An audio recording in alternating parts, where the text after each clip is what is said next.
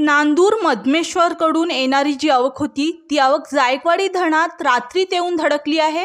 यामुळे जायकवाडी धरणाच्या पाणी पातळीमध्ये वाढ झाली आहे। जायकवाडी धरणाची आजची स्थिती काय आहे हे आपण या व्हिडिओच्या माध्यमातून पाहूयात।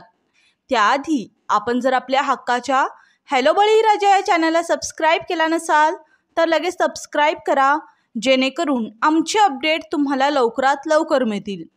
आज शनिवार 21 जून 2025 सकाळी 8 वाजता आलेल्या अपडेटनुसार जायकवाडी धरणाचा एकूण पाणीसाठा हा 49.95 टीएमसी इतका झाला आहे। काल हा पाणीसाठा 48.79 टीएमसी इतका होता। मागील 24 तासात जायकवाडी धरणात 99.99 म्हणजे जवळपास 1 टीएमसी पाणी जमा झालं आहे। जायकवाडी धरणात 14,879 क्युसेकनं आवक येत आहे। आज सकाळच्या अपडेटनुसार जायकवाडी धरण 31.17% भरलेलं आहे। मागील 24 तासात धरण जवळपास 2% वधारलं आहे।